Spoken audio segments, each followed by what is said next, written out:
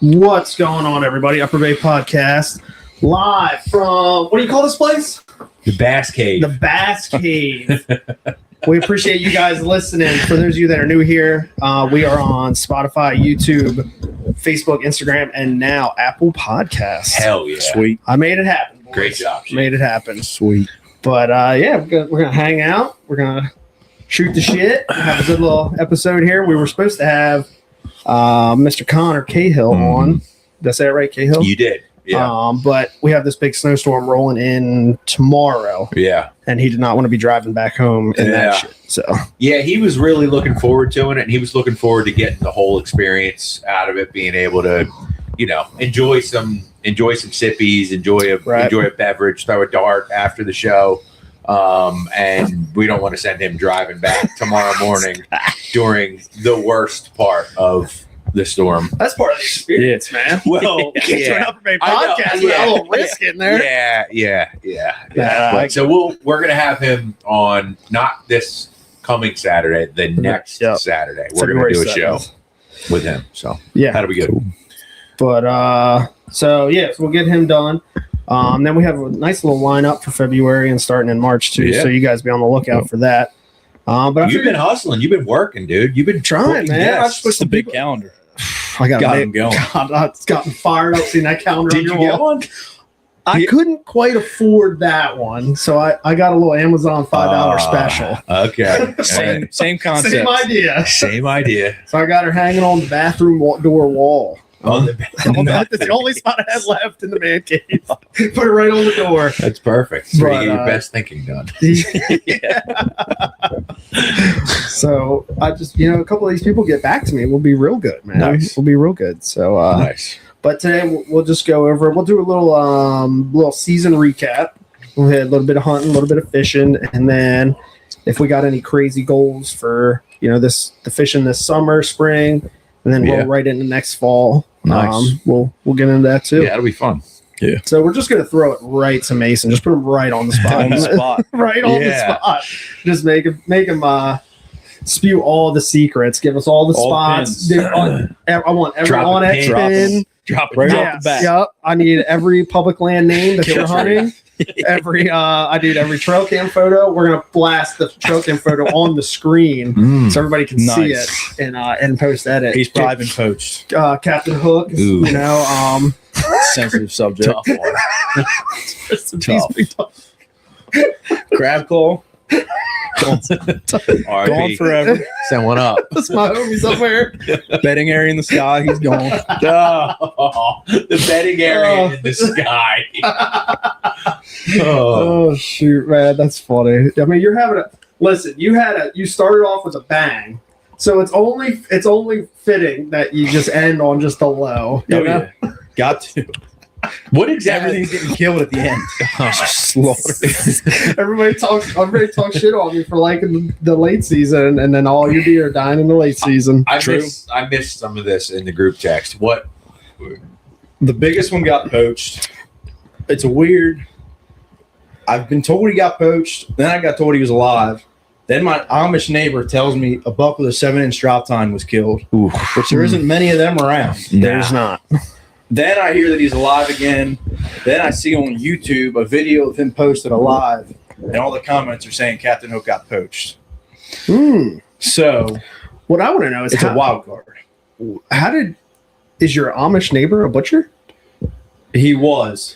Somebody from his church said, I killed this deer off this piece of public, which is where I knew this deer was. the Ye Olde Amish Church. Yeah. I got you. And obviously no pictures can be spread, so Yeah, no But- doubt. a 7-inch drop tine. Yeah, that's hard Is to there come two of by. them? Probably not. Unlikely. Very unlikely. Yeah. Well, So all hope's lost. maybe you got some genes out there in about 6 more years. You'll have another savage drop on the Yeah. chase. Amish will clap him again, Norm rifle. Probably. We won't even get into that. I mean, off the cuff, right off the jump. Just Wow. Yeah, that's a good. bad start. yeah. But I mean, do you have any pictures of any that have survived that you were hoping survived? yeah, several. a real wide 5-pointer is kind of on my mind right now. I know he lived. I have his sheds from last year. Think I can probably get him again this year, at least one side, and he was Why not definitely both? killable this year. Just harder to find two than one. I thought deer dropped their sheds like within like a certain distance of each other typically. No rhyme or reason. Oh, okay. I mean, I know they don't like say like, "Hey, I'm going to drop my sheds," but like typically this time of year, like their home range isn't super big, right? sometimes, like this deer, for example, you know, where I had pictures Yeah. of him. Like 3 days ago, there was a picture of him a little bit over a mile away, which is crazy that he's traveling this far. That is. I mean, I would say they're traveling that far. I think they can get a little off the wall this time of year because they're looking for food. So, Yeah. right, you know, they're going to go wherever there's Yeah. something to eat. But I mean, I've seen it too. I mean, you know, but like that split G2 shed I have at my house, he drops right where I had been getting pictures of him, and I could never find his other side. I looked forever, could never find it. Yeah. Doesn't mean it wasn't there or whatever. But then, like the big 8, when we found his sheds, they were literally right where he bedded. They just fell off at the same time. So It's so weird. Like some people will say a big deer is always going to shed close, but then some of my biggest sets were 400 yards apart. Well, if you're 400 yards in big woods, it's a long ways. good chance you're not matching them up. And then I find spike sets that are 2 feet apart. So they say you can hang a deer by his antlers one day, and the next day he shed. And there's like our buddy Nan was talking about making a shed trap, and I was trying to tell him, like, when that deer's ready to shed, they're going to come off no matter what. Right. Like, you're not going to make that deer shed, if you know what I mean. Fair. When Yeah. they're ready, they're going. I always thought it was kind of crazy how like some of these people shoot them, and then like when they go to pick them up, they just pop off. Like yeah. the whole time. Like, how did they not pop off the whole time? Like they walked, they ran. You know, it's like I don't know if they're just close, and then when they lose that blood circulation, okay, like if they're right on the cusp, right, I don't know. gotcha. But you just seem like you see that a lot. Right. Huh. Was that 5 point? Was he killable this year? Yeah. Yeah. Super killed. 3-year-old. I don't know. His body sort of looks like a 4-year-old, and compared to other deer, he looks 4, but based off his sheds last year, he could definitely be 3. Okay. Either way, it's like 22 inches wide. Okay. So Is he at the top of the list for next year? no, definitely not. But I think, assuming he makes it, he's going to be pretty killable. Okay. So Do you have both from last year? yeah, I found him. I found one and couldn't match him up, and came back, and the other side was only 20 yards away. I missed it. Right. So I've never found a deer that I had sheds off. So that'd be pretty sweet. Really? That deer you killed last year, you didn't have the sheds off of that one? Nope. Wow.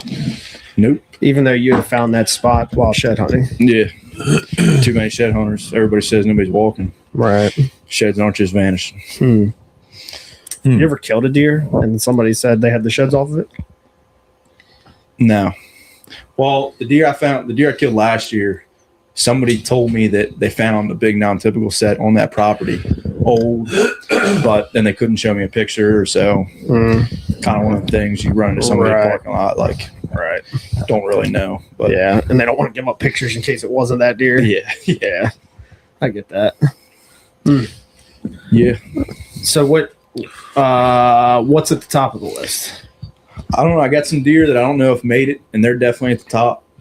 There's a real wide 7-pointer. There was the deer me and Rich were trying to kill when he killed his. And there's a really big 10-pointer that if he made it, kind of trying to work on a permission nearby. He's on public, but if I get that permission, he's probably killable. So, And where is that? Rich knows. Yeah. I'm just trying to see if I can get you to slip up one time. I'll be sealed tight over there. What would you learn this year, Mason? What's your takeaways from the year? Tag out in September and then just Savage, dude. fish for crappie or whatever. Or just film for Rich. I don't know. No, seriously, dude, you did a lot this year. Don't glaze that. You shot a deer, and that was what, 3rd week of September? 4th day of the season, I think. I shot him the 13th. Or no, it opened on the 6th this year. Yeah. Oh yeah, no, So yeah, it was week- earlier a week. than that. Yeah, Yeah. yep. So 2nd week of September, call it. and then you killed a sika, Yeah. and then you killed another doe later in the year. Yeah. All that shit doesn't happen by accident. I mean, And you Look back on there was some times like you put yourself like you hunted a piece of property, public land where you were really close to during the rut. Yeah. From the ground. I mean, Yeah. Was it from the ground? I think Yeah. it was from the ground. yeah, that's where I found the dead one today. Yeah. So, I mean, you put yourself in the right spots Yeah. for sure. God, I wish you have a crossbow for situations like that. But I started off, I had my mind on one deer all September or all, Yeah, you did. all summer, and then went in and see him the first sit sucks and Right. bump him. And then I don't like to deal with stress while hunting unless it's something crazy big. And this deer was probably 150. And there was like 7 trucks in the lot, and I decided it wasn't worth the stress. So I completely wrote that place off. I don't think I ever went back there after the opener, even though there was like 3 shooters. So then it was real hot when I hunted and killed the one I killed. And I had said that deer wasn't a shooter, but he came out and I passed him. And when he came back through the third time, got 2 tags with the bow. So Did you score him? yeah, he went 132. Yeah. So I mean, I think what you said is like super important, and I that's one of my things too. Is like for next year at least is like it's not you Not got to worth pick the and stress. choose which ones are worth the stress. yeah, You know, and it's like how shitty do you want to make your season right off the jump? Right. You know, it's like Right. yeah, I you think gotta you have did the right fun. thing, obviously, because you went and then like doing it and then following up that situation with killing one that you said you were probably going to pass. Yeah. Like. I mean, we talk on here a lot about, like killing mature deer and stuff like that. Not that that deer, wasn't mature or anything, but like sometimes I think you just got to let that arrow fly on a 3-year-old. Gotta have some fun. Yeah. Oh yeah, dude. I mean, why? Like the dog said, dude. It's Right. Gotta have fun. Yeah. Right. And I mean, that. So like starting the year off by killing a 132 or whatever. Yep. You got the train rolling in the right direction, Yeah, and then you killed a sika. Was Yeah. that your first stag? yeah. Do you think that getting that the deer on the ground or the getting that deer killed in early September, like, do you think that attributed to your success on the sikas from like a mindset standpoint? Probably. I mean, I like to have one down early because I don't like to rely on the rut at all. Yeah. I like October, but really, You gotta have one in the freezer. You gotta eat that ground. Just Yeah. straight I need ground. straight ground. Yeah. So No no seasoning, salts. no nothing. Just straight ground in a pan. Woo. By the way. Yeah. No Nothing. garlic, nothing. Yeah, it's nice if you can kill one early. It really takes the pressure off, and then at that point, at least for me, I'm not killing a second buck unless it's really big. And from there, Right. I think the next week I passed a deer pretty similar to the one that I killed. And me and you went and sat in that area and didn't see him, and passed up some more deer, and then went right into sikas and pretty much in the right mindset of like, I'm leaving here with something. And I'm from around the way. Yeah. Around the way. something's coming home. Missed some last year, so just in the right tree, I guess. First couple of days was all learning. Like I scouted the entire day instead of hunting, which I only had 3 days to hunt. So Wait, like it was kinda you were bold. down there for Right. 3 days and you spent the whole first day not hunting? I hunted the first morning. I scouted the whole second half of the day and the second morning. There's a lot. There's And a lot then- there to unpack. That Then the second night, I was like, I got to be on this island. I went to that island and I saw 2 stags and a bunch of hinds, and I was like, oh, everything's starting to make sense. And then I go out slept in the next morning, go out the next night, and then another stag and bow range. And then sometimes, I mean, I feel like you can be successful once and not do anything with it, but that was a situation where like I killed that stag and everything started to make sense. Right. And now I feel like next year it's on, like not necessarily go sit that same tree, but now I know like General area. I need to be out, Right. you know? Right. My question would have been like, if you hadn't have shot a whitetail prior to going down there, how much time and effort, would you have put in the time and effort for the Sikas? Probably just because last year they humbled me a lot. I went down for 3 days last year and saw some stags. I missed a hunt and had stags in bow range, and I love whitetail, but like I get my fill of it. So I hunt. I'm trying to hunt every single day of September. So that like second week of October when I've been going down, by then I'm ready to be in the marsh, ready to be wet. So, Right. And like this year, I knew if I didn't kill one of those 3 days, I was going to waste the rest of October and November going back until one died. But you can only kill one during bow. So once I killed that stag, kind of knew that was it. Right. You don't get a bonus tag with Seekers, do you? No, you get one during bow, rifle, and muzzleloader. But they have to be killed during those seasons. Right. Okay. So right, because there was a guy last year that got busted because he killed 2 stags in one day, same weapon, and then posted about it. And then somebody called him out in the comments, and he immediately deleted the picture. But then I read an article that they got him. it's bold. It's a bold move, Kyle. Let's see if it works out for him. Yeah, I mean, it takes. It's how do I want to say this? It's not by lack of knowledge. Like a lot of people, like me including, like when I went down for them, I just looked at a map, pointed a finger, and said, like, look, this looks good. Like, I'm just going to go try this for the 3 days that I'm down there. I mean, it takes a lot of balls to give up one day of hunting to scout. And then 2, obviously you understood enough to know, like, when you pointed your finger at that spot on the map, like, I'm going to try this. Like, it had to have made sense. Obviously, it wasn't just like an off the wall, thing. So, and it's nice that paid off. Yeah, it was a relief because it sucks walking through that. Like, when you talk about a whole day of scouting, like that's a whole day wading through water. That's like rough. Just looking for little dry patches, and every dry patch has a bed on it. Right. And then it's like, well, how can I hunt this? Right. And that's the hardest takeaway from that is like figuring out how you want to hunt those spots, man. Yeah, it's tough. Do they swim a lot, or do they just like walk through it? There's like, it's not open water. I don't know how to describe it, but they just kind of walk from like clump to clump of like weeds. Yeah, it's really weird until you see them do it. Clump hop. Yeah, I know what you're talking about. Yeah, they jump like a yeah. I'm sure they'll swim if they have to, but they'll walk in water up to their They're belly. like those little root balls. Yeah, that's what it is. And it's like it's premature Phragmite, right? Like it's like I guess it's Phragmite that hasn't grown up yet. Yep. A lot of it doesn't grow up because I'm putting 2 and 2 together. Like we used to hunt a lot of that type of area in Jersey duck hunting, and like in my younger years when I was still brave, I would do that. I would hop. I would go clump to clump to clump in water that would go damn near. It would go over my waders, but like I'm putting 2 and 2 together of like that. So that's a lot of work to walk through that. For anybody that's listening, that sucks walking through that stuff, especially wearing waders. And even though it's October, it's still hot, dude. Oh yeah, it's like 70-something degrees. Hot. Mosquitoes full trolling motor. Mosquitoes are carrying you away. Listen, there's some guys down there that grind public all year long, and I give those guys mad credit because that is not an easy animal to hunt. No.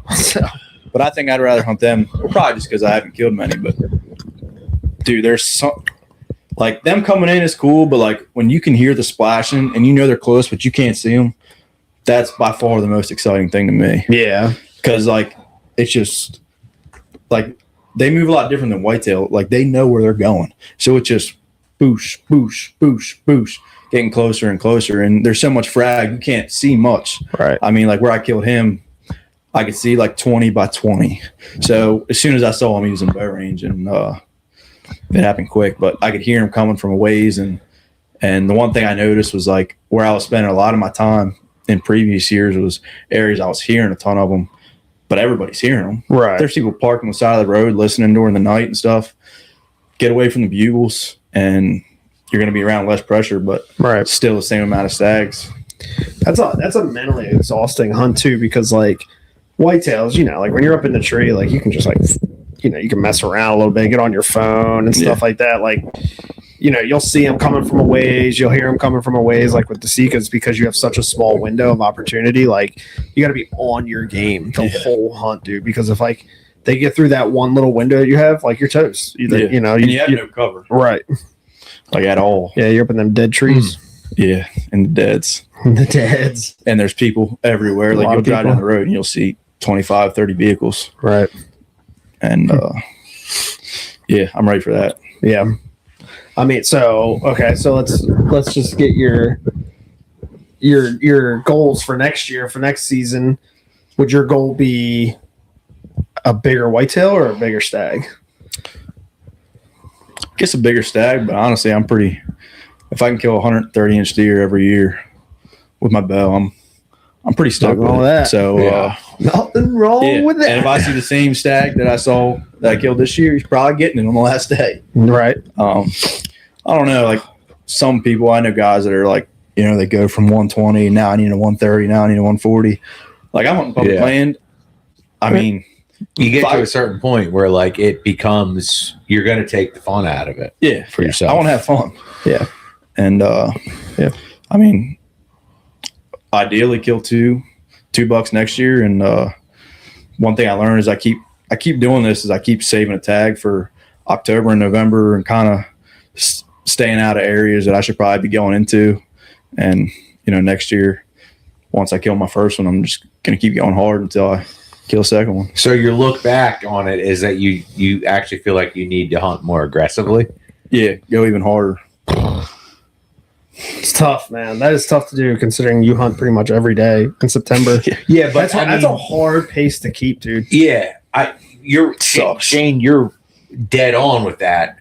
But like, when you said that, do you mean go more, longer hours, put in more, or do you mean press areas and press? You know, like you think an area is not ready yet or it's not right. Do you mean do more, or do you mean like go more aggressive at your strategy on how you're killing or how you're trying to kill them? No, I mean, yeah, like you're saying, go more aggressive on how I'm trying to kill them. Hunt those off the wall spots where you're normally getting those opportunities of big deer. Like kill that one the first week.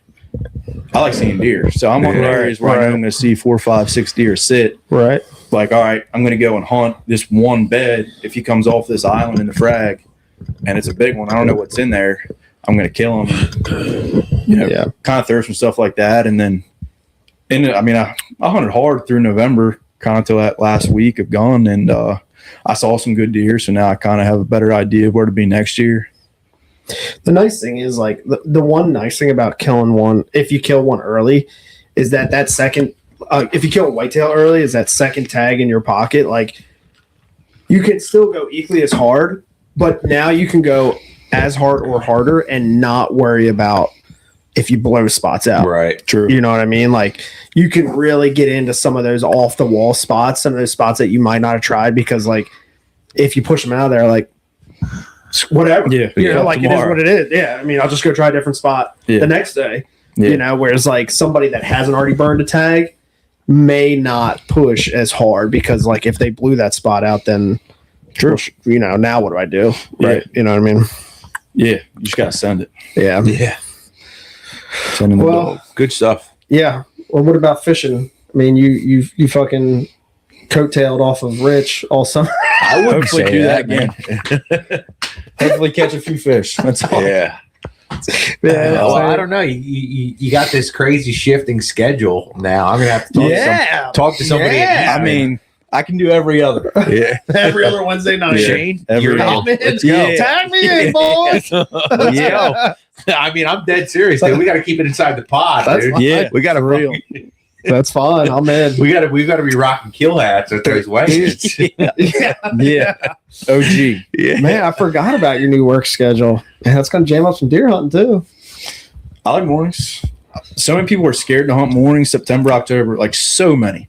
And I don't understand it at all. September and October. Dude, I would rather hunt the morning in October than evenings for Yeah. sure. And I'd rather hunt the morning in November than evenings for sure. Yeah. Yep. Because I'm hunting bedding areas, not food sources. I hate morning hunts from Fair. the sense of like you got to get up like, early as hell and like, you know, I don't deer hunt for like the competitive side of it or like I don't put too much on it, but like, yeah, dude, like there's been I've seen way more in the last call it 3 years that I've been hunting around here, the public around here, I see way more deer in the mornings than I do in the afternoons. But I don't hunt mornings enough because, like, I don't really want to make myself get out of bed that early. I get it. But I mean, mornings are perfectly fine if you have the right access, right? As long as you're not blowing, if you're, if you can get into those bedding areas without blowing through the food source where they're currently at, you're golden. Yeah. So you only got to take a couple steps off the road. Right. Exactly. Right. So, I've heard that in, I think it was a Hunting Public. It was either one of their podcasts or one of their shows about how many deer they kill real close to the parking lot and real close to the road.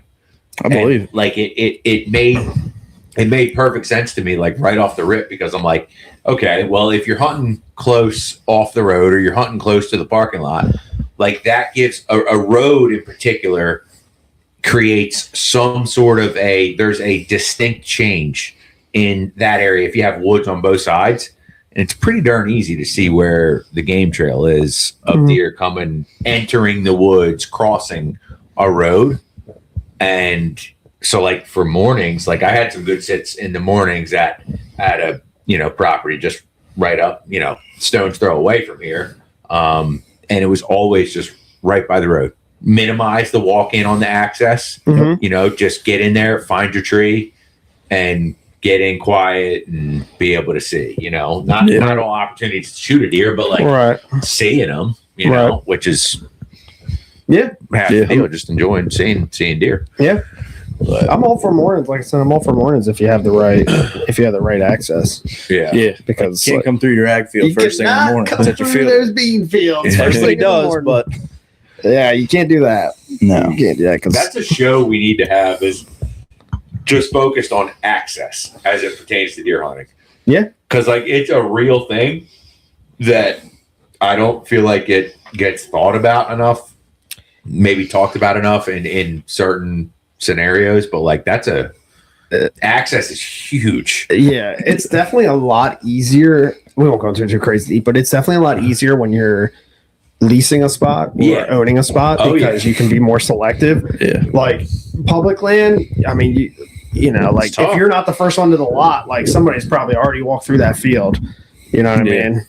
So yeah, access is so key. Like if you can use a road or a walking trail to your advantage, or a creek, even better. Like and I feel like there's so many guys that'll, especially in public, like they're dead set on I'm going to hunt this marsh, or I'm going to hunt this. Like your very first sit in there, then it's blown. Like you need to scrap that and be hunting somewhere else. Right. Because at that point, you left your scent trail in there. Yeah. Those deer are going to smell that and know that. Yeah. Like that's why I hunt so many areas where I'll hunt them once and then I won't be back there the rest of the year, or I'll hunt them a month later. And like I have friends that are like, you saw them deer, so-and-so, why aren't you going back there? It's scrap now. I've left my scent. Yeah. If I'm going to do it, I'm going to do the first sit. Yeah. Yeah. I mean, you're not wrong.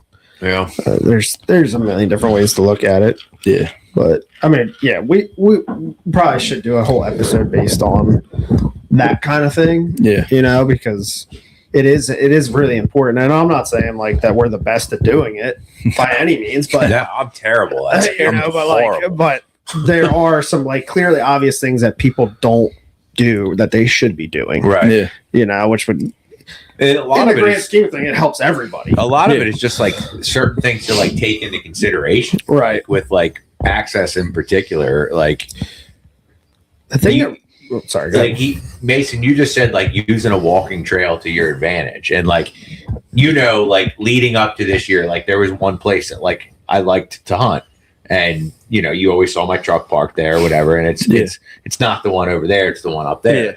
And now it's making sense because like I'm thinking about it, like why did I always have such good hunts there? Because it had an access. It had parking lot and an access road to where I could walk the access road. I knew I could be quiet. I knew all that stuff.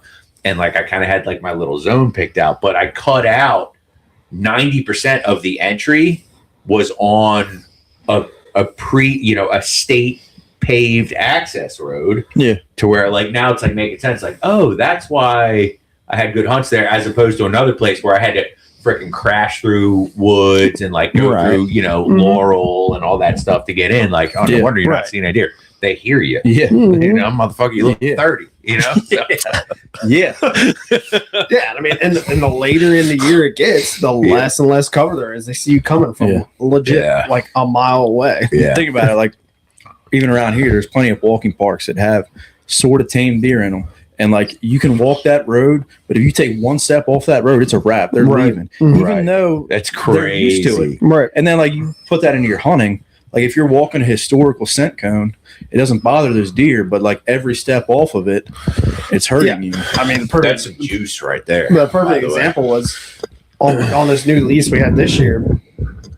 We had hunted field edge all the way up to like mid-October, and I knew that acorns were falling, and I knew it was the right time to push in the woods.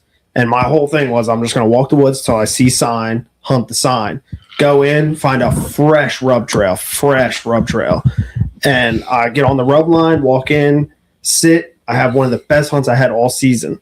I hunted that spot 8 times after that, and I never saw deer there again. It's like Yeah. that they were in So there. you saw a bunch of deer the first time you ever sat it, Yes. and then And then what, None like after. he's saying, like once you're in there, you gotta kind of have to wrap that spot Crazy. because I mean, one, my access to that spot sucks because you have to walk through the woods to get to it. So the one, they're watching me walk in, right? There's no doubt about that. Two, yeah, when it's dry, they're hearing everything from a mile away unless you have some kind of wind cover. Yeah. Two, that spot was hard in general. Or three, because of the wind. The wind had to be a certain direction. But then, like, once I was in there that one time, I hunted just off that rub line. I guarantee you that deer came back to that rub line at some point to touch it up and smelt me and then For was sure. like, I'm not coming back here again. Yeah. So it's like, I mean, that's a perfect example. Yeah. So It's key, it is key. especially if you can use water. I wish we Yeah. had more of that around here, Yeah. like boating, kayaking. I know. We have a creek on this farm this year, and I wish I used it way more than I did. Is it big, like to boat it? Not boat it, But no, walk but I it. could walk it, and it lays low, so I could. It lays low with berms on each side, so I could kind of get through it discreetly, Yeah. without making too much noise. It's definitely the move. Yeah, so don't matter now. You got a week. Well, I got a spot. I got a special spot set up Hunting for my, food for my source. buddy Rich The over- food source. yeah. Them late season The dudes. Shoot on 3. All 1, 2, 3. yeah, that's what I told him. I was Twin like, buttons and dough. yeah, hey, listen, we need meat, man. We need meat. yeah. But I told him because this is like when they come We to do this spot, need meat. they come in like a group of like 6 or 8 at a time. That's not good. So, well, I told him I was like, listen, like they're going to probably come in as a group, and it's just going to have to be like on the count of 3. You take one on the furthest to your side, and I'll shoot one furthest to It's my a lot side. of eyes, man. I don't know if I'm that slick. You don't want that many deer coming at you this time of year. I mean, that's just how they are this time of year. They're herded up, Yeah, grouped up, a lot of bucks together. especially right now. A lot of days together. Yep. All right. Well, good. I'm glad we got you to talk for more than 2 minutes, man. It feels good to hear your voice. That's right. You know? All pins have been dropped at this point. Not listen. Moving to They PA. know where you. They know where you live. They know where you hunt. Yeah. They're on you. Dogs are all They don't percent. know that New truck no more. New truck. She is They're nice. still I got a nice concealed. look at her. You should get that truck painted. You should get it. Every season, What? just get it wrapped a different You color. should get painted. You should get painted Upper in bit there. wrap. In That'd be Oh my terrible. God! You'll Terrible. never, yeah, you'll never be able to Yeah. hunt I anywhere could again. never put an upper base sticker on that. I just know. OG, just OG camo it, dude. Just like Spray paint. No, don't do Put in that. spray paint Get it jobs? wrapped. Go to Mike Piley VFX wraps. Get it painted the same color as a parking lot. Yeah. So you just gotta Graveled out. graveled out. from different angles. You can't even see your truck. It just blends right in. Yeah. Walk back to in the night. Where's what truck? We were taking Rich's truck for some of the sits. That's, Yeah. that's we were hunting perfect. along the road. Like, Perfect. it truly is key. Yeah. Everybody knows. Yeah. I'd be curious to know like how many people actually like follow you. A Or lot. like see your Not There's follow, definitely but some. like definitely like keep notice. tabs. I'm like, hey, I know whose truck that is. Quite a few texts this year. Did you? Yeah. Wow. Yeah. Well, they're screwed now, buddy. Yeah. Throw some white power poles on the back. Yeah. Oh, Man. All right. Good stuff. All right, Rich. Let's What? hear it. Well, let's. Okay. How do we want to split this? What's going to be as far as Hunting, fishing. yeah? What's I'll- going to be the longer of the I'll two? probably go like 80-20, 80 fishing, 20 hunting. All right. So let's do. What do you want to do first? I don't care. I'll go fishing first. Okay. I've thought about that a little bit more. Yeah, so 2025. 2025 was a good fishing year. I didn't check the boxes on like every year I lay out, my goals in like tiers, like lowest tier, middle tier, highest tier, whatever.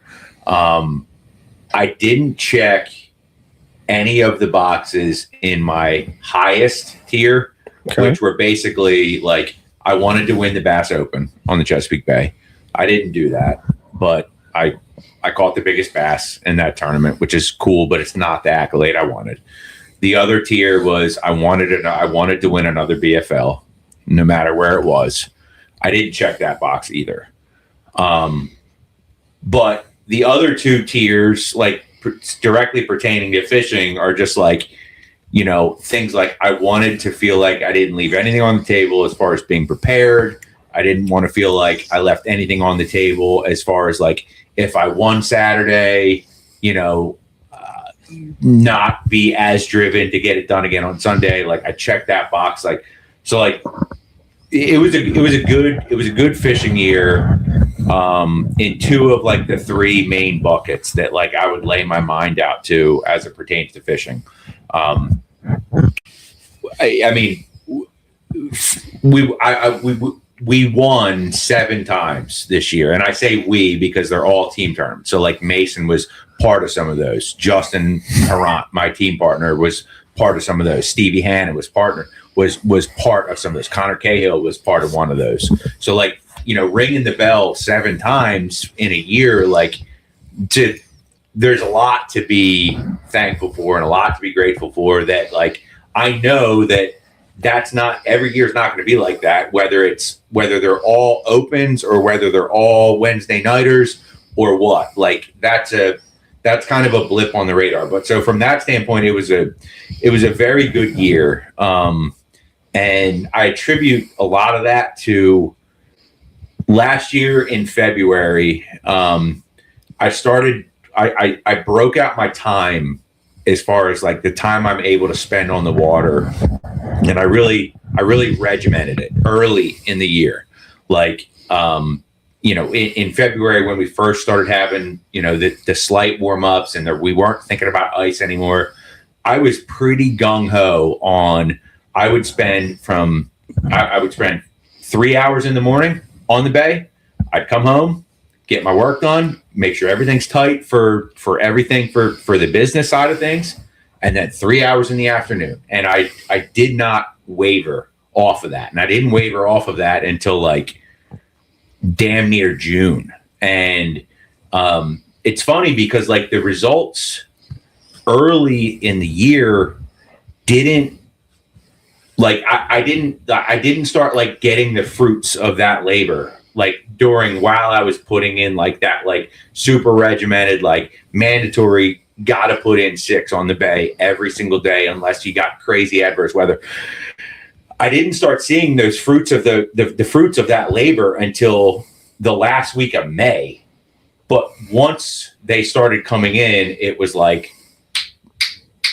it just started to click and it started to snap. And from the last week of May until the first week of September, rattled off 6 wins and then got another one late in the year in November, which is a whole nother story. But yeah, it was just interesting from that take that like I stacked all that work in on the front side of things. And like, obviously through the summer, I still spent a ton of time on the water, but it was more or less like in the early season when it's still freaking nasty and it's still freaking cold. And like, it just, I'm dropping the boat in the water every morning and it's 34 degrees. And like, it's just not super enjoyable to be doing it.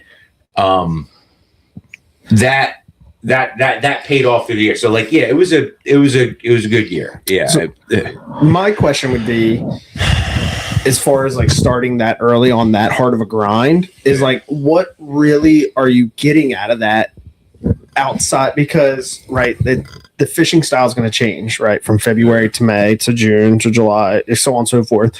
So why not start that 3-and-3 deal a little later in the year? Are you doing that because you're working out the kinks of the boat, the equipment, the lures, all that stuff, or are you doing it in the sense of, are you spot hunting? I'm definitely not spot hunting, because like what, and this ties back in great to the conversation we were just having. Like, it's very rarely ever the same 2 days in a row, but like staying with them, and by them I mean like the fish, like that is key. And like just that process of like forcing myself to be in the decision making mode that early in the year, like I think that was a lot of it. The other part of it was like, I wanted to be moving into the spring, like April and May, with like a really good pulse on what's going on. Not necessarily because I wanted to win tournaments, but I obviously do. I want to win tournaments. It's just that time of year, it's hard. It's a lot harder. Like in April and May on the flats, like there's a little bit more of a random element to it, because like anybody, if you're in just generally the right zone, like you could luck up and catch a 7 and a 6 in the same day and wrap 3 pounders around that. So like, I know that like it's harder to win tournaments that time of year, but I also had like a bigger vested interest on like for this year, like that, like if somebody asked me like that they wanted to do a guide trip, like that outside of extremely adverse conditions, that I could take them out and like we're going to be on some fish. And like, that was a really big emphasis point for me this year. That was like, I think the really early season stuff in like February and early March was like, because I knew it was going to be cold, it was going to be tough. It was going to be like, I thought about it more so like it was a job. Okay. So there was more like overthinking early, and then you started to relax as you hit like the June, and you were like, I'm fishing. Yeah. Early. I mean, well, I definitely wasn't overthinking in the early season, because like I was still like, we were still catching them. Like, yeah. But like, here's an example for you. Like in April, we had an April tournament out there, the first Legends tournament of the year. I would call him one of my fishing mentors, Keith Cowan. He won that event with 26 pounds. Me and Stevie had 24-3 and came in like 4th. So like, we're still catching. Yeah. You know what I mean? So yeah. But that's what I mean. Like in I'm bringing a 12-second. Totally out of me in that pre-spawn time, like I know that there's a lot more of a random element to it. But like there was way more of an emphasis point on like, I wasn't doing it because like, well, I was doing it because I want to, win and do all that stuff. But like, I know it's a lot harder to win that time of year, but like, I wanted to truly feel like I had my finger on the pulse of things, to where like when there's 35 boats clumped up on the east side, we can slide over here to this sneaky little deal, or we can pull into here to some other little place and get our one or two bites. And like, so like from that perspective, it was good. It was a really good fishing year. I don't have any gripes about it. I mean, like any other year, you got to deal with, hurdles, and you got to deal with, the pain points as far as just the boat and everything else. But all in all, it was good. I didn't get to check the box of winning the Bass Open. I think they're going to keep coming back though, so I think I'm going to get another shot. But it was a good fishing year. I think it's important to note too that so people don't think you're a complete psychopath, that you have a guiding business out there too. So it is important for you to stay on the fish at all times, so you can provide a good experience for your clients that want to go out there and I mean obviously that helps too as far as tournament fishing goes. But I just think to me it's crazy to wrap my head around following schools of fish from February to June, July, so on and so forth. It's like really is like how do you even like for example, let's just, it doesn't even matter what time of the year it is, right? Let's just say one day you're on them in the morning, you go out in the afternoon, you're on them, you go out the next day in the morning, they're gone. What are you doing? Yeah. Like, are you losing them like completely though? Or is it just, okay, these bites are slowing down, let me slide 50 yards east? Great point. Yeah. Or is it like completely? It's both, honestly. Like it's both. And like I said before on one of our shows, like how everything is like sequential in bass fishing. And in that show, we were talking about it, sequential being from the point of like the habitat and like the ecosystem, but like the movement of the fish is also sequential. And that sequence and how they move, that sequence can be, sometimes it can be 2 steps. Sometimes that sequence can be 25 steps, all in the same area. So here's what I mean. That sequence in the pre-spawn, let's call it, let's fast forward the clock to the second week of February from now. That sequence of where they're at or what they're doing in February to second week of February to the first week of March, that sequence where they're at, it may only change 2 or 3 steps inside of the same area. But then you fast forward to the 3rd week of March, that sequence moves 25 steps and it happens in 2 days. But but what happens after that is once they get to another staging area, that sequence continues to happen.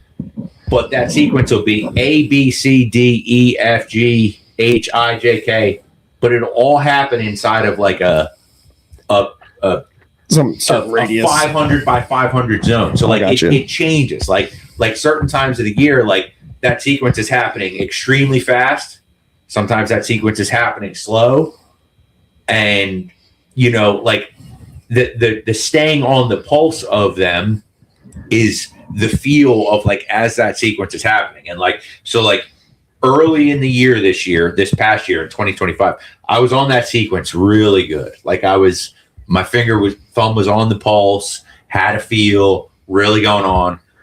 But this year in April, for the first couple weeks of April, I lost them.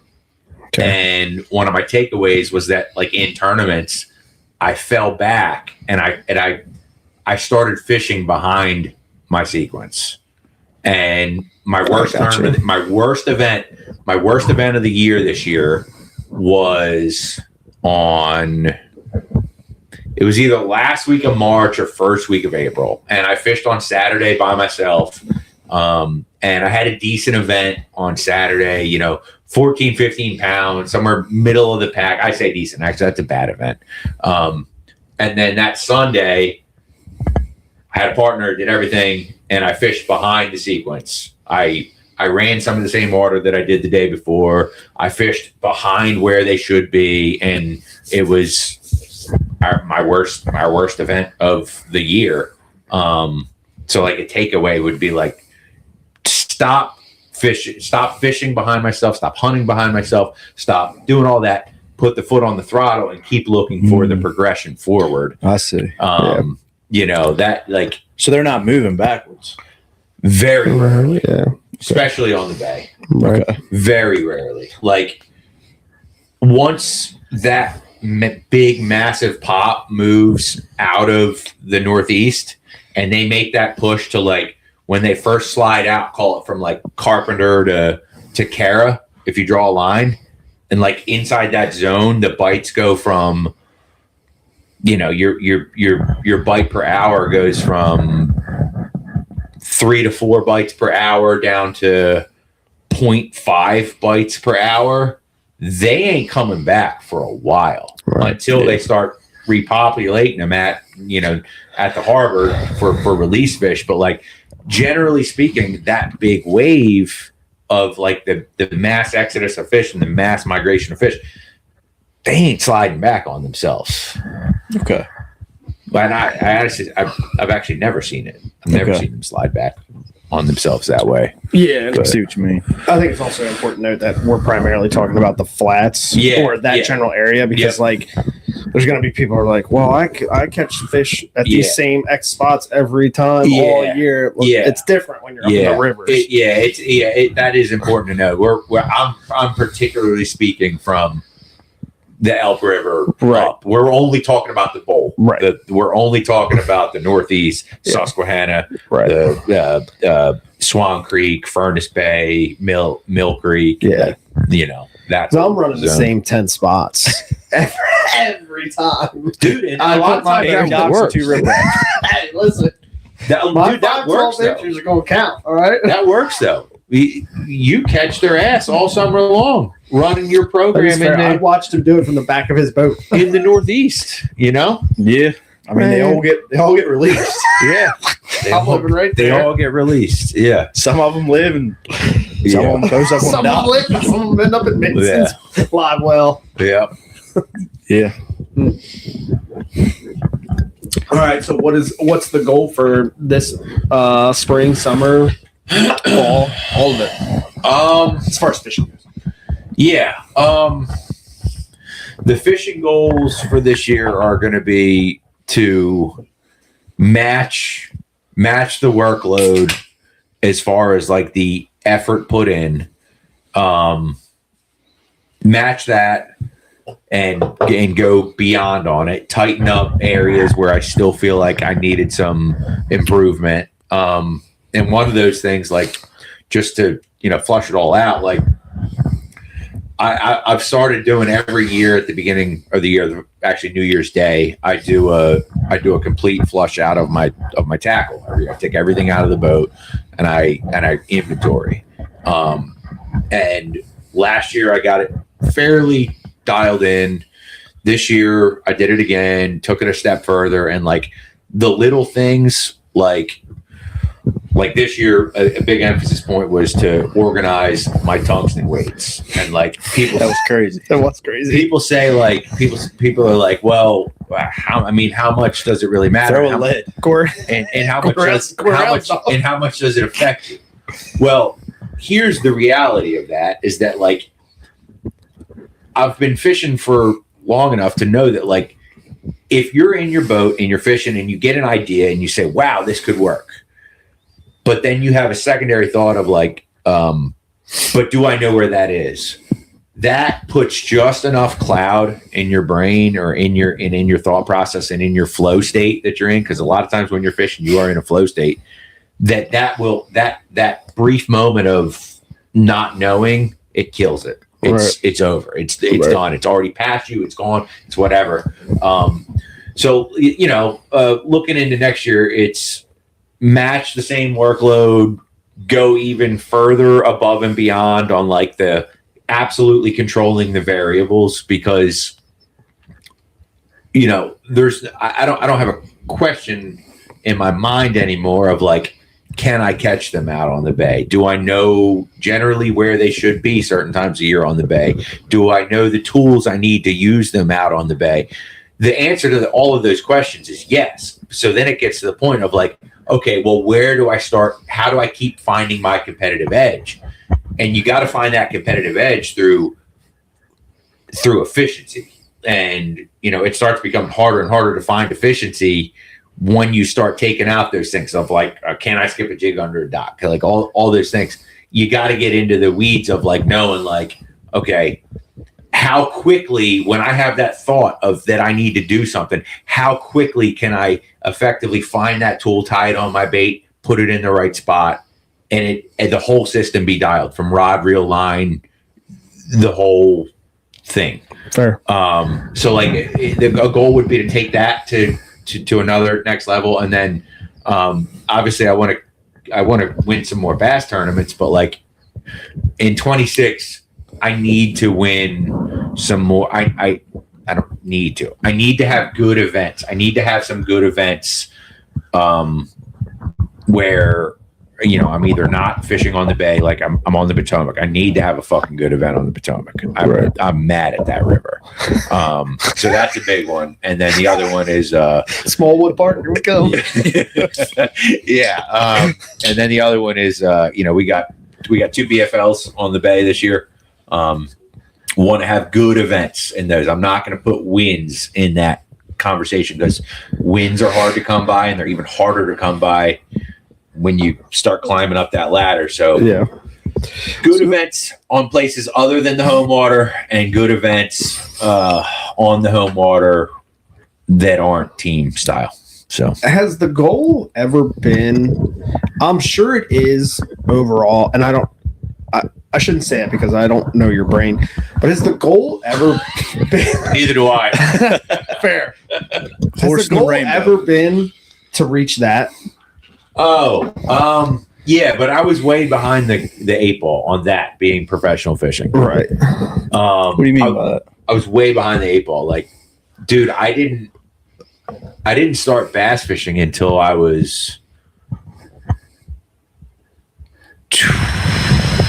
I always fished. I always bass fished. But like, I didn't really start like bass fishing hard like I do now until I was 24. So I guess what you're saying is that a little out of reach now because because of responsibility? Yeah, that's out of reach because of responsibility, because of age, because of all that stuff. Like I wouldn't say age. I'm sure you're not old. Well, no, I know, but that guy right there. Pat Schlapper. Yeah, I know, Pat Schlapper. But I know, but you're not washed. I know, but Pat has.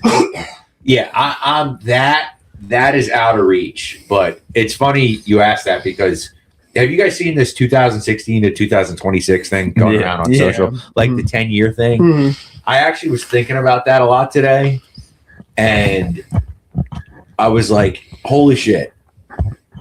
In 2016, I would have been begging to be able to do what I'm doing now. And like in 2016, I was riding around with an 8-foot John boat in the bed of my truck. Right.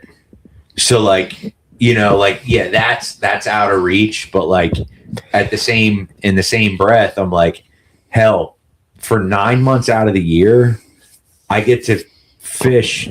I do fish damn near every day, which is like pretty cool. It's so with also spending a lot less money. And like I've kind of, and you get to do other stuff. I mean, you're a good deer hunter. Yeah.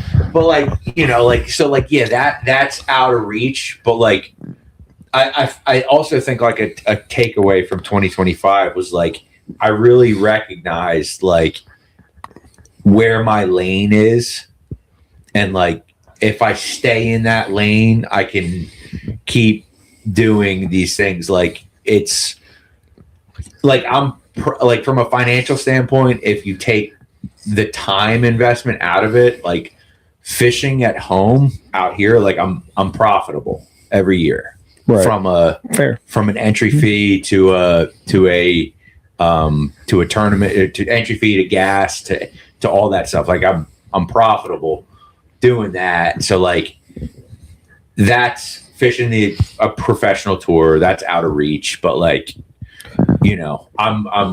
I'm happy and I'm thankful to be in the lane that I'm in right now, because ultimately it connected me with guys like you guys. So yeah, I mean, it's not so much that you're just being complacent. It's being complacent with gratitude. Yeah, because also some reality, right? I mean, like everybody talks about like dream chasing, right? Like that's perfectly fine for a lot of people. I mean, you have like there is goals that you have to chase and to accomplish, but there's also some goals that ultimately at the end of the day are just a dream. Yeah, exactly. Because like Yeah. I mean, responsibilities is number one. Like, Yeah. you get to a point where, like, unless for some reason you inherit $1 million or Yeah. whatever, a lifetime of money, like, there just comes a point where you just have to be okay with where you're at and then chase goals within what's accomplishable. Yeah. And I think the responsibility, and I want to get off this and get into the hunting, because I know I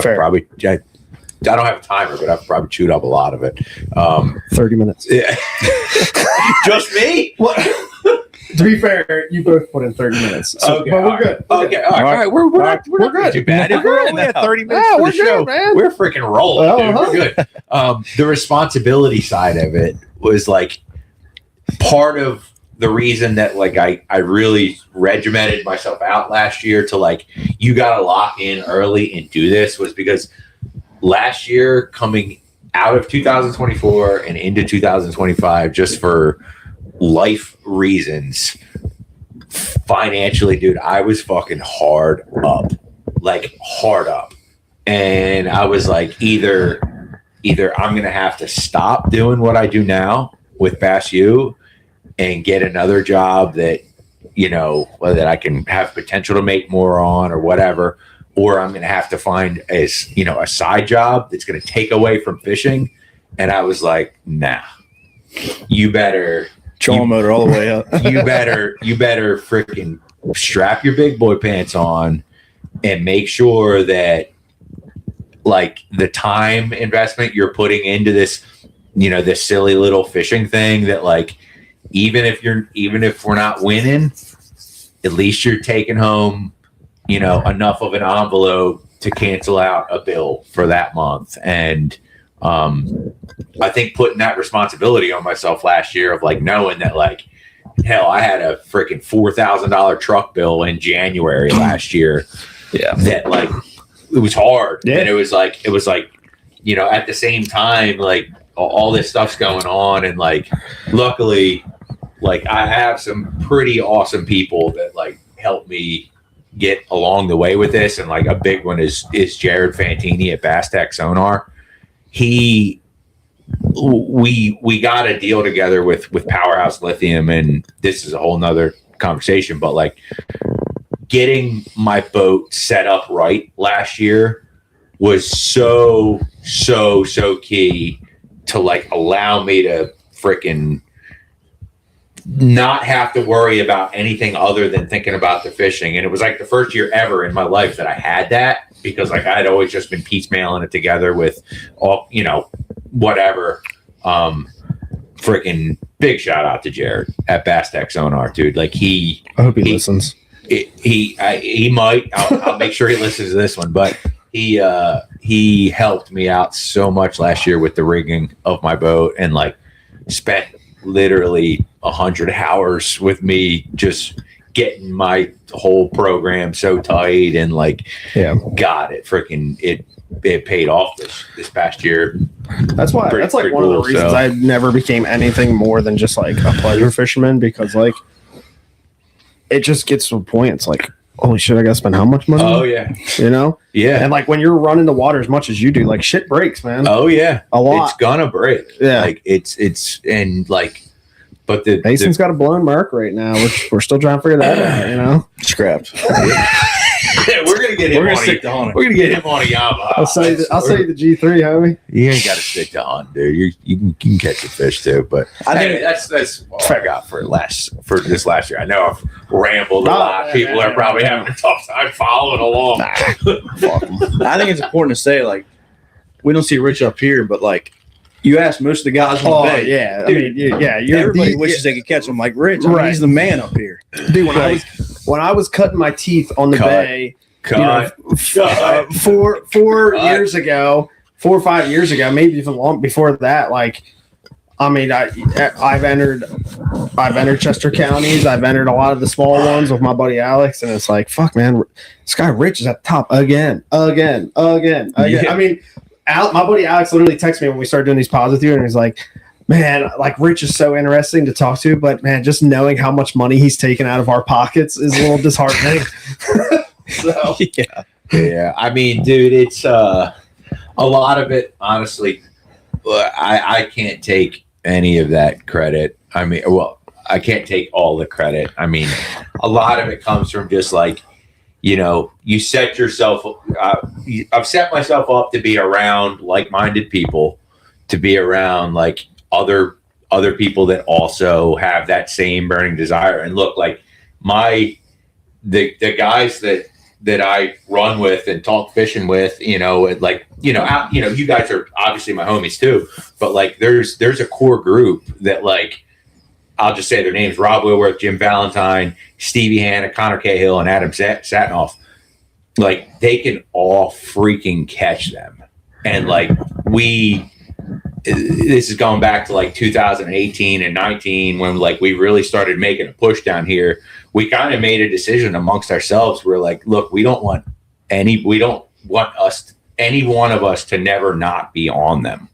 Fair. And like having that, that's good. Having that, that circle of like, we fish, we're friends, but we fish against each other at the same time. But like that circle of like, we pushing ourselves to be better, like that has a lot to do with that. Like, and I don't want to glaze over that, because like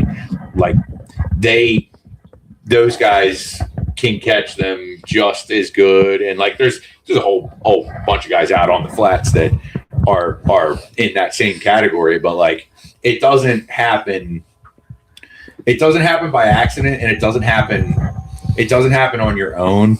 Generally speaking, like I haven't had the success on the bay from just doing it solely all on my own. Like, right. It comes from, a lot of that comes from like that team mentality, and like, like if I'm not going to win, I damn sure hope Connor's going to win. If Connor ain't going to win, I damn sure hope Rob's going to win, or Jim or Steve or whatever. Yeah. And I mean, that's how it should be. I mean, I do the same thing. Like when my buddy Alex fishes up here, and he hasn't fished here all year, and he's fishing a tournament for his club or whatever. And like, I had been out there a couple times. Like, I'm like, look, man, like this was 2 weeks ago, but they were here, and here. Like, try those spots, or like throw this. They were eating this 2 weeks ago. Like, just like you gotta.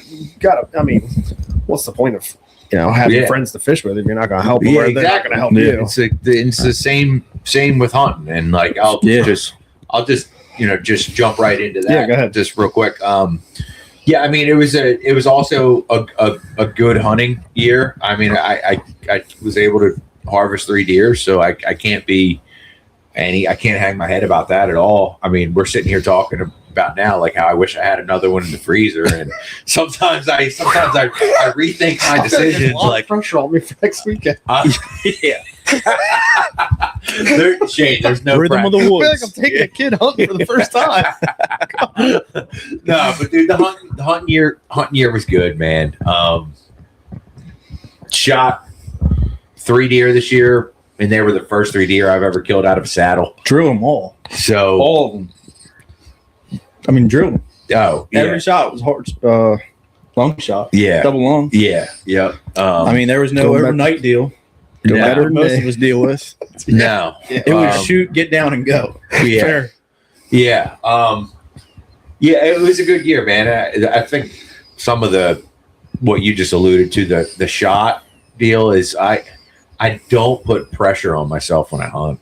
Like, because I put so much pressure on myself fishing for 9 months out of the year that I hunt a lot in September and October, and then November I come back to fishing, right? Because that's when we have there's like 4 more tournaments but there's nothing going on in September, October, and we have 4 things to fish in November. So like when everybody goes out for the rut, I'm like, all right, I'm already back to fish. Right. You've already killed. Yeah. Yeah. But so September and October, like, I am not out there to put pressure on myself, and like I just do it because I like it, and it's a change of pace. But yeah, hunting was good, man. I learned a lot, which is I think why I've fallen back in love so much with bow hunting, because like I have so much to learn, and that part of the process is like what intrigues me the most. So yeah, I mean, that's what I was gonna like say. Is like I got to imagine like one of the takeaways is just like how much more you've learned just from hunting with him. Yeah. Who's a straight killer. Yeah. And then like doing 1,000%. this podcast too. I mean, I know we've only done a handful of episodes, but like, I mean, like, there's even stuff that I take away still. Yeah. And I know a lot. Never stop learning. So Starting off each other. yeah. But, and I agree. Like, there's like you say, there's no pressure when you're hunting, right? Like that's how I feel when I'm fishing. Yeah. Like, you know what I mean? Like, yeah. I love to fish. I love to Yeah. bass fish, but like when I go bass fishing, I'm like I'm just doing it for fun. Like there's no Right. pressure, and that's how I should be hunting too. Yeah. But It should there's be that more way pressure. too. Yeah, there's just more pressure for like him and I when we're hunting because like this is like we do know so much about it. Like we get to a point where like at least this is how I feel. Like I feel like I know so much about it that I should be way more successful Right. than I actually am. Right. Yeah. But ultimately, the reality is that you're doing it against an animal that has its own brain.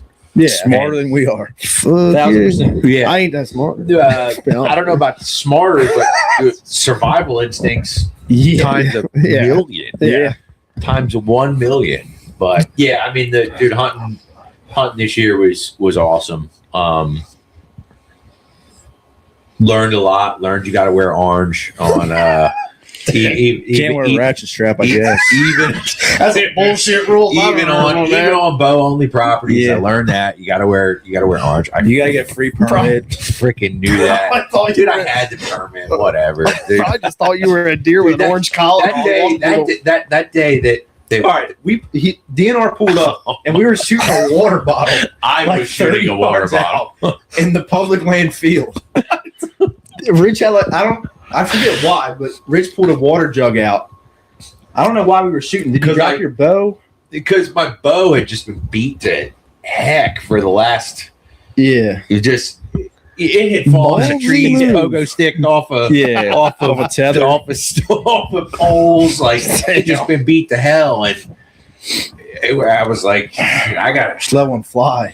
shoot this thing. And I shot it once at like 7 yards, and it's perfect. And you're like, dude, you should shoot it at like 20 just to make sure. Sure enough, here comes fucking DNR. doing? Yeah. And they asked for a license, and I don't know why he asked for mine. And all I could think was I needed to find my 2026 license. Well, it's 25. So I looked at my 2025 like 7 different times. And I'm like, oh, that's not it. And I'm just panicking because the week before I got a ticket for not wearing orange. like I'm some kind of an outlaw, dude. Like I'm like, dude, I swear to God, I told you, I was there. I'm like, dude, I buy all my tags every year. I never shoot this many deer. I just buy them all to make sure I'm 100% legal. I leave nothing. I buy everything you can get on the website. I just select all on the boxes. Oh man. I'm overpaying by 400% for my license. Buying every conservation stamp, every bonus tag, everything. But Nah, Yeah. that's funny. Jane, how about you? Boy, We got to kick it over to you. And there's a lot to unpack here. Well, I'll just say I'm glad there's one more week left. One more week left to grind. Hail Mary. One last Hail Mary. I don't know, man. This season was tough to say the least for me. New property, didn't really walk it, no prior history, nothing. Walked it one time just quickly and then went out another time, put stands up and cameras and minerals, stuff like that over the summer. So really had no idea like what to expect going in. Had some good pictures prior to the season starting. So I kind of had an idea what was there, but no idea like where they moved, where they bedded, anything like that. So like in this instance, I should have gone in like stress and pressure free, just knowing like I had no prior knowledge or anything. But started the season off with like a observation sit, and like from there on out, I was like, okay, they're here, here, and here. This is where I need to be hunting. And I just kind of went. I hunted a lot this year, which is not anything unnormal for me, but this year was tougher because I had a baby in January of 25. So, he's only 6 months old, 7 months old when the season started. Sorry, I guess technically 9 months old when the season started. So there, it's tough once you have kids to take time away from home. Just for the simple fact that, like, I'm leaving my wife home with 2 kids, and that's never easy. And to go out there and just keep being unsuccessful is like, man, what am I doing? Like, am I really like choosing the right thing here? And like, and it was my own fault because like there was many times where I should have shot does and I didn't shoot does, and I passed up some 3-year-olds, holding out because you know how it is. Yeah, and like, nice deer. yeah, I mean, we had nice deer on camera, and I was like, I just know like there's going to be an opportunity. Like, there's going to be an opportunity, and then like the season goes on, like shit, there's not going to be an opportunity.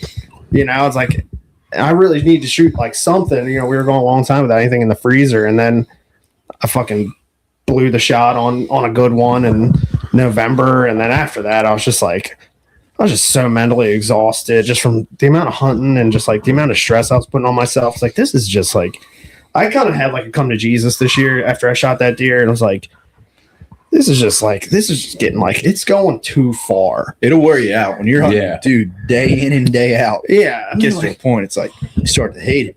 And it was like I had never, for some reason, like I had never felt it leading up until this year. Just like I don't know if it's the amount of pressure I was putting on myself, or if it was just like the amount of unsuccess I was having, or if it was just accumulation of a lot of things. But it was just like I don't know. I was just like really wore out, and I had to like take a step back once gun season started and be like, look, realistically, what do I want to do here, right? And the main goal is to fill the freezer, right? So I pretty much was like, okay, I need to shoot 2 does, and if I get a shot at a 3-year-old, I'm gonna take a 3-year-old. And I never did get a shot at a 3-year-old. I mean, I've seen some. I killed a doe from the ground with my muzzleloader, which was a cool hunt. Yeah, that was like one hunt where I was like, everything kind of worked out the way it should have worked out. Made a good shot, got that one in the freezer, and now we're down to the last week. I got one spot set up, for us, and we're gonna try to give it a go. But I don't know. Looking back, like from a way I hunted, I did good. I did all the things right. I accessed well. Yeah, I feel like you saw a lot of deer. I saw a lot of deer. I saw deer every hunt. I think. I mean, I might have gotten skunked once or That's twice. pretty darn good. Yeah, so it was just good. And not that they were all in range, but I saw deer. Right. I hunted spots based off of certain winds and thermals the way I should have. I mean, that day I shot that buck was definitely a high because I did everything that I was supposed to do, like on a rut hunt, and it did pan out. It worked out where I got within range of a big one. Yep. It played out the way it should, and I just made a terrible shot. And I think there's something to say to that too, is like when you don't shoot anything all season, that's 3 months of grind, like putting yourself through the ringer, all to come down to 5 minutes before dark. And then you have to put that pressure on yourself to make a good shot. Like, that's tough. Yeah, you gotta kill deer with a bow. Yeah. And so I mean, we'll see how this week plays out, but my goals for 2026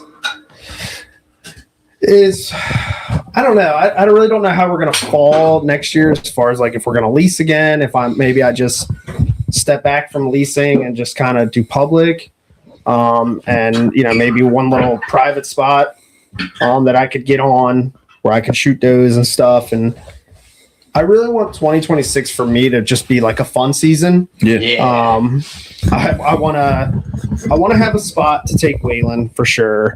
I really want him to be a big part of next season. For me specifically, whether, we kill anything or not, I really want to take him more times. I want to kill more deer as far as does and stuff go. And like I said, I want it to be a fun season. I truly am going to try to go into 2026 just like pressure and stress free. And I don't know. I mean, that's kind of just where I fall on all that. I mean, I don't want to sound like depressed or like I'm being a bitch or anything. Like I want to shoot big deer just like everybody else, but I can't. I just like, I mean, I can't keep putting myself in a position where I'm going season after season after. I mean, I'm like 4 or 5 years deep without punching a buck tag, and I'm passing a lot of decent deer to get there, especially, like, I mean, they're 3-year-olds and I'm trying to do the right thing, but I'm passing a lot of decent deer that most people wouldn't pass, to try and put myself in a position of a good deer, and I just like it's just exhausted. It's wearing me out. It's not becoming fun anymore. Well, what did you know? learn this year? I mean, I think this year the most I learned playing the most I learned this year was playing wind and thermals the right way. Okay. From an access standpoint, I only have so many ways I can access certain farms. This was a really tough access farm, but I knew to be successful here, I had to hunt the winds the right way. And like before on some other properties where there was just a large number of deer, you didn't have to be as careful with winds and thermals because you were going to see deer no matter what. Sure. But I really wanted to put my position in. I want to get close to them by playing the right winds and stuff like that. So I did a really good job this year. I took away a lot of positives by accessing based off of wind direction, where deer were going to come from based on wind direction. And I put myself like does specifically, but I put myself within range of a lot of does, Right. because I played the wind right. And I was pretty happy with that. Yeah. Sure. Especially like that doe I shot with the muzzleloader, like I didn't have the right wind for the way I wanted to go in, so I came in a different way. I sat in a different spot that I had already picked out a spot in my head where I was going to go, but once I saw what the wind was, I picked a different spot and still kind of put myself in a position where I could get upwind of them and, you know, get a good shot. And so I think I did that well. I learned a lot more about thermals playing into specific areas. One of which was like I asked you some questions about like it's like an old irrigation ditch and deer were traveling that ditch. Always. Yeah, and it's like, you know, how do you think the thermals are going to fall in that based off of sitting in this spot, and some guidance from him and from Mason, and I sat that spot a lot and I saw deer every time, you know, and because I was hunting it the right way, which was a really good takeaway. Yeah, I mean, I don't know. I just had some run-ins with some trespassers. Oh wow. So that was Should have Dzinski'd him. should have Dzinski'd them. So I don't know. This season was just like I don't know. I'm glad it'll be done. I'm glad it'll be done in a week. Time for sheds, turkeys, Time and for fishing. sheds. Time for turkeys. And the other thing too, like, and I know we talked about it in the group chat a little bit, like, and I want to make sure I mention this is like in 2026, I definitely like want to do a trip, like a guy's trip, like. Oh yeah. I Go kill hunted. some I cigs. hunted a ton by myself this year, and, it's Yeah. and I do every year. It's just not. It's not as fun as it used to Yeah. be. Sure. You Yeah. know, like you guys got to hunt with each other a lot this year. Yeah. Like, and you know, like that camaraderie takes Oh, you to. yeah. It's like cool. it's fun. Like that's what it should be, and it takes you Yeah. to the next level. I almost sent him to the hospital. Like Yeah. the first couple times we ever Very hunted. first. Right. And like, you know, and not that I don't like I hunt with my dad from time to time, you know, like there's some days where we go together and another guy, Chris, that we hunt with, and like it's all fun, but it's not the same as like, you know, like riding down with a buddy and getting in Yeah. the tree together and Yeah. you know, like somebody filming or somebody shooting, so on and so forth. So like That's our definitely want that to be at the top of my list for that's next our year too. Masogi for next year. Yeah. Our Masogi is our trip. We got to figure out. Yeah. I mean, I What definitely want exactly to take it a is. trip, you know. Gotta do something. Yeah. I don't Where would your dream deer hunting destination be? I don't know, man. Out And west when? for I sure. like it here. What's that? I like it here. This is pretty good. This is without spending a lot of money. This is pretty good. No, it's pretty But pretty if darn good. I mean, but I don't know. If I had to draw a tag for somewhere, I mean, I'll go to Illinois or Kansas. Yeah. You know, do like a dream rut hunt there, or you know, late October hunt. I feel like if I'm gonna branch out and do a big game hunt, I want to do elk. Yeah, I mean, Elk if we're moose, talking, yeah, if I we're was talking talking only whitetail. Only whitetail. I mean, Ohio would be cool. Ohio would be cool. They're all deer. Yeah. We'll find them wherever we go. If I Yeah. I don't know if I was really going to put in like mountains. put in year after year and collect points and pay like a high price for a tag. I'm going somewhere where I can kill a 150 or better, Gotcha. you know, or Yeah. at least put myself in a position to kill a 150 or better. Yeah. Yeah, See, it's a I'm tough going thing. the other. I'm going the other way on that. You're I'm- going for fun. I'm going for like the wanting to see a part of the world I haven't seen before. Cause like I don't even know if I told you guys this, but I spent a lot of time in Kansas Yeah. working for an outfitter out there. It doesn't show in my deer hunting, but that's neither here nor there. Point and shoot. Yeah, point and shoot. Exactly. Dude, I would like to go like swamp hunt, like Mississippi or like Louisiana, The or South like, would be cool. Yeah. or like South Alabama, like Cypress Swamp, like I don't know That'd why. be cool. I don't know Mississippi why. would be cool. So that I'd be- something Easier about to Georgia. tags. something about that like draws me, like not necessarily like on the coast, but like somewhere in like that lower third, like between Florida and Texas, like that, like down in the bayous. Yeah. I'm gonna go kill a whitetail down in the bayou. I think Texas would be a lot of fun too because like you get a good chance at a good deer there, but Oh, they're yeah. really aggressive down there, and I think it would be really cool to sit on the ground and like rattle for them and pull them out of Yeah. like those sage brushes. Texas is cool. Texas is its own place. I got to see some of Texas last year, North Texas specifically. I hung out with some buddies after a Bashu event down there last year, and God, it's man, I rode damn near 20 miles down a dirt road before we got to the guy's house, and there was just nothing. Yeah.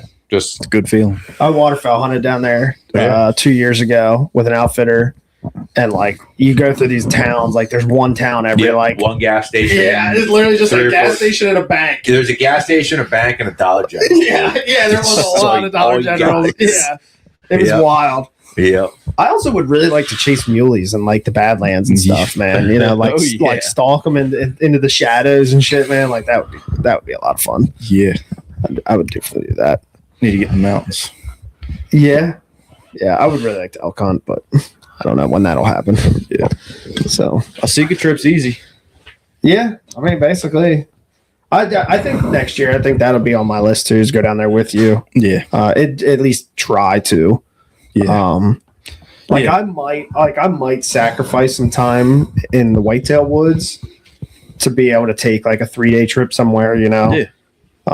Give Whitney some weekends back so I can, Yeah. do one long weekend somewhere, We're pretty lucky to have that so close. Yeah, for I sure. mean, 2 hours is like, For sure. and you're in totally different country hunting a different species is Yeah.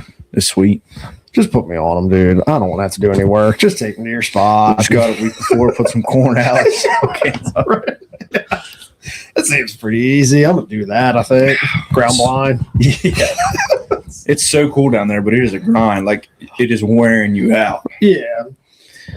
It was fun. It was fun the one time I tried it, and I like after that I was like, I definitely need to come back down here and like really try it. Yeah. Like I was just like Yeah, that's how like totally my first trip half-assing was. the first trip, Yeah. It's like I need to actually come back here and try. Yeah, because you don't know where to start. Like my first day, we just went in the morning completely blind. Yeah. Like, we were walking past hunters. We were going over waders, like, because we knew nothing. Right. And I was like, I like to try and be decent in everything I do, whether it's arrowhead, shed hunting, Right. fishing, whatever. And I was like, I want to figure this out. And the next 3 days, I went hard. And my buddy, he was like, this is a trip. Like, we can kind of relax. I'm like, I want to kill something. And Yeah. then this year, I went solo, which was better. And I just did it my own way. And now I'd like to do more of a trip. And You went solo for Sika? Yeah. That's when you killed? You were solo? yeah, my I thought you had dad your dad came with you. down. I think he was definitely there the night I killed. I think he got there that night because I hunted the Okay. first day solo and the second day solo. He rode down hunted the last day. Where'd you stay? There's a hotel in Cambridge. Okay. Yeah. Last year I did an I will Airbnb. say, if we do take a trip, like us three, we have to be really specific on whether we're having fun or if we're killing. Oh, we got to go killing, dude. Dude, we're Okay. killing. We're Okay, I just- killing. I just want to say because if I mean, we get down there, we can have fun. Dude, you can have both. Yeah, we can have fun Fair. outside of the killing, but like fair. somebody's got to come home. I'm with on- something. I'm on We're the- we're from around the way. I'm with you. I'm all in. I'm all in. I just want to make sure we're all on the same page. Oh, I'm I really mean, I'm hoping on the we all page. kill on day one, and then we can just have 2 days of just fucking off. yeah. Yeah, we definitely need to get down there. If Rich can make it down, it's pretty. You're it's the pretty hardest fun. schedule to work around. Yeah. Yeah. October. Yeah. October. Second week. I'm down. Let's do it. I mean, I'm already off. I need you to send me all your travel trips so I can put them on my calendar. Big ass calendar. just go take a picture of my calendar in there. I will. Casting calendar. Yeah. But on the episode. Yes. oh man. But Wow. all in all, as a group, we had pretty good. Hell yeah. Pretty good 25. Hell yeah. Yeah. We Dang put this thing together. You know what I mean? true. We started recording. Dude, I'm not sure. recording some episodes. I I'm think not sure we I would've started brought- talking about doing this originally, like fucking 2018. You would have been like you were lined up for episode like 23, I think it was, and then I sold my house and the wheels just fucking fell off this thing. Yeah. And Yeah. I remember. we talked. I mean, there's remember many times exactly where what Mason happened. texted me, he's like, "Yo, we got to start it again. We got to start it again." And Yeah. like, I was living with my in-laws. I didn't have a place to really even do it, you know. Yeah. And Yeah. Look and at us then, now. yeah. We're recording. Eating deer. I mean, chili. that's. I Mobile. mean, truthfully, like my goal for 26, outside of everything else, is like hopefully grow this thing, to a point where whatever it becomes. I don't care. As Grow long this as thing to the point where we have one listener. one male listener from the U.S. It can be female. Man, Okay. that could That's true. definitely be Not female. That's true. discriminating. That's fair. That's fair. Last time I looked, we had like 3 listeners from Sweden. So Oh, Nice. All right. we whatever. Yeah. I'm not sure what they're killing Hey. in Sweden, but Dude, they're killing stuff over there. Yeah. For sure. They're killing stuff. yeah, I'll maybe get the pup out. Do a little shed Find some hunt, sheds, shed hunt with the pup. Yeah. Look What do at you her. guys say?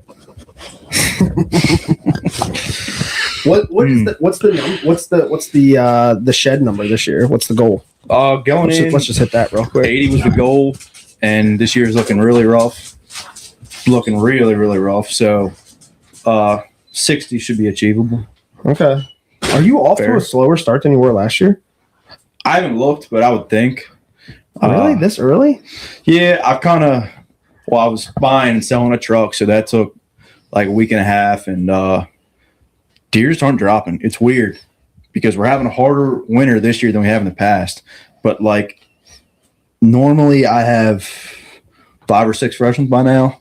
I don't have a single one. And, Okay. and I mean, I've been walking a decent bit, Yeah, you have. and I'm running some cameras, and I'm not seeing deer shed, and communicating with a lot of people that aren't seeing deer shed. And I forgot that all yours were oldies.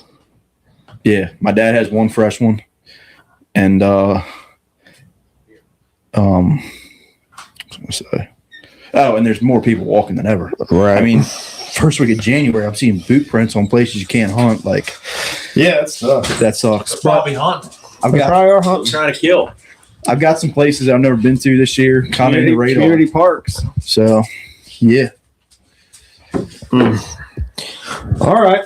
Well, let's wrap this shindig up. Oh, I thought we were going to go Joe Rogan style, go like 3 hours. I mean, we're close enough. We can. I can continue. How long have we talking. been going? Hour and a half. Okay. It's not bad. It's spot on. Not bad. Yeah, we're Spot pretty on. much there. But I mean, yeah. If you guys want to keep going, I'll keep talking. But if I think we've covered. I think we've pretty much covered it. I will say, I Leave hope I them do wanting fish a lot more this year than I'm I ready did to last catch year. fish. Buying that I'm house ready to be last the summer second really boat. jacked me up. I didn't get the boat out one time last year. Yeah, we got to So, get yeah. that going. Yeah, Waylon's chomping at the bit. Yeah. So, Where would you put in? if I'm fishing, I'd come to Northeast. Come to here. Yeah, but if I was just pleasure boating, I'll put in right in Chesapeake City, and Shit, you Where's can the shoot ramp across in some stemmers. Where is there? I could launch a Summers. Yeah, I could Where's do there a that. ramp in Chesapeake City? It's literally right there The canal? by the inn. There's a little like That's a ramp there. where I sent you that one Yeah. time when you were just messing around. You're Yeah. like, I'll ride the boat to your house. Yeah, there's a ramp right there. There's a community ramp right there. No shit. Yep. It's in that little like basin there, and I can go I right out know the canal, exactly go where up the you mean. canal out to the elk and shoot right down. Good to know. Yeah. So Cool. I mean, we there's like a beach right off the elk that we always go to and anchor up. You know where it is. The creek. The creek. Correct. We need to get. Hope I find a couple more some arrowheads there this year. That'd be sweet. Yeah. Yeah, I like to find some of them. Want to get Rich out shooting some fish. Yeah, we definitely need to do that one time or 2 times or 3. Yeah, I'll be out. So I've Come never on with it. I've never done that. You just gotta watch the nets in the middle of the night. Just gotta watch it. Yeah. Yeah, me and Shane were in my boat one night. Full tilt. Just wide cruising. open. Cruising. Because I don't run lights on mine, so spotlighting. And you know the nets that are like in the elk? Yeah. Oh yeah. Right through them. Oh Dude, wow. like last second, we Yeah. saw them. I just hear, like, I was looking at my phone. We were just jamming. He was driving. I just hear Mason go, "Oh shit!" I like look up, and they're literally from me and Mason away from the front of the boat. I don't know how. And he just killed it. His smartest thing. He just killed it. we And we like just literally coasted we right rode through, each side. right through him. I don't know how we didn't hit It was amazing. Hey. freaky. Worked out. Didn't kill any fish. No fish to But- show for that trip. We're dialed now. Killed good last year. But cool. We'll wrap it up. Yeah. All right. Cool. Well, we appreciate you guys listening. Hopefully, you made it through the whole way through this one. This is a good one. If you know what happened to Captain Hook, message the pod. Let us know. send Mason a direct message. He would love to talk to you. Yeah. But, That ransom out. yeah. So listen to us on Spotify, YouTube, Facebook, Instagram, and now Apple Podcasts. We'll catch you on the next one. Later.